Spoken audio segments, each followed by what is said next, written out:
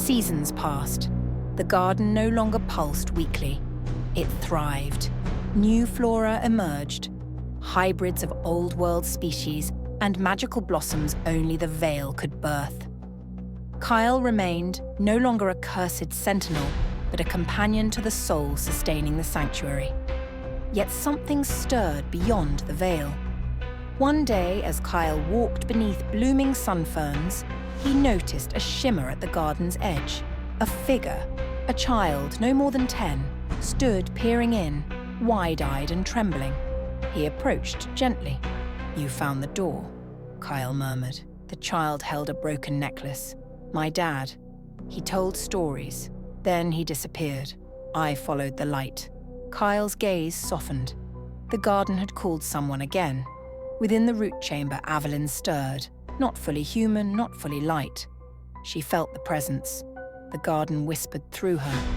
More were coming. The world outside was beginning to hope again, and the veil was opening wider. In the weeks that followed, others began to appear. Not in great numbers, but one by one. Wanderers, seekers, the grieving, and the lost. Each was drawn by something different. A dream, a memory, a story whispered before sleep. Kael welcomed them, guiding them as he once guided Avelyn. Each visitor left, changed. Some returned to the outside world bearing seeds, real and metaphorical. Some chose to stay, blending with the life that now pulsed ever stronger. And some disappeared into the garden's deeper paths, never seen again, yet never mourned. The child, Elias, grew quickly. The garden nurtured him. He played among living roots and floating blossoms, and the trees seemed to lean closer to hear his laughter, and in time he began to hear the garden speak back. One dusk, he sat beside Kael at the Lake of Stars. "Will the world ever be like this again?" Elias asked. Kael smiled faintly. "Not the same, but better perhaps, if enough remember." The veil pulsed behind them, and in the far corners of the dead earth, vines began to stir. The garden was no longer a secret. It was a beginning. Elias's bond with the garden deepened. By his 12th year, he could awaken dormant seeds with a whisper and speak the language of vines. But one night, he touched a root near the heart tree and saw visions not meant for him. Flashes of cities burning, skies choked in dust, and a man with eyes like his. "My father," Elias whispered. "He's alive." Kael and Avelyn both felt the tremor. The garden pulsed uneasily. Avelyn emerged from the roots, more radiant than ever, her form now resembling both spirit and flesh. "Your path may lie beyond the veil," she said softly, "but it's dangerous. The outside world has not changed as much as we hoped." Elias met her gaze. "Then I'll change it." Kael placed a hand on the boy's shoulder. "If you go, you must take part of the garden with you. Protect it, and know it will always call you back." And so, for the first time since the veil closed, a child of the garden stepped out into the ash-stained world. He walked alone, but not empty. Beneath his skin, the garden bloomed. Avelyn watched from the root chamber, her light dimming in cycles and flaring again with each new bond Elias formed. The garden was thriving, but it was also changing, evolving. Kael had sensed it too. "The balance is shifting," he murmured. "The garden no longer hides. It wants to grow outward." And it was. Cracks appeared in the veil, not from decay, but from invitation. Forests bloomed at the edges of old war zones.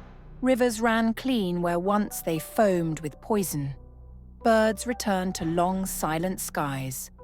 But something else stirred as well. Not all who sought the garden came in peace. A new traveller approached, a woman cloaked in tattered finery, her eyes like frost and her breath laced with ancient smoke. She knelt in the garden's light but did not bow. "I've come to claim what was stolen," she whispered. And the wind, which had only ever sung softly, suddenly stilled. Avelyn rose. The next chapter had begun. The woman called herself Sarai. She emerged from the far north, where the ice still clung to the broken skeletons of cities and storms whispered through the ribs of collapsed towers. Her breath left trails of fog behind her. Her steps, unlike Elias's, withered the petals underfoot. Kael met her at the Vale's entrance. He had not drawn his weapon in over a century. Now bark-armoured fingers curled around a hilt carved from root bone and iron. Sarai did not flinch. "You are early?" Kael said, voice low.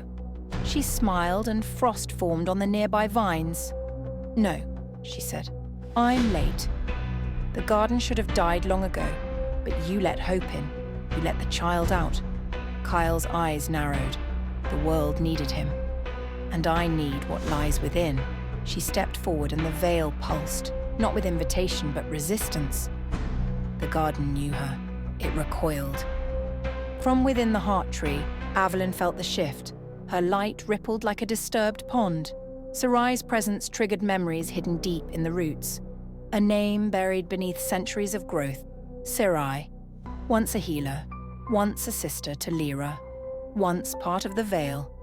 But she had been exiled, not by violence, but by choice. When the world burned, Sarai sought to preserve power, not balance. She fed on broken oaths and built her strength in ice and silence, believing nature was weakness, not wisdom. Avelyn materialized before her, radiant and firm. "You will not take from us." Sarai tilted her head. "It's not taking. I'm returning. You only bloom because of what I sacrificed. I bled the first magic into this soil. I gave the Vale its shield. And you gave it to children." Avelyn stepped forward. "And what would you do with it?" "Make the world obey." The garden darkened. The wind died. Kael drew his blade, and far away Elias felt it.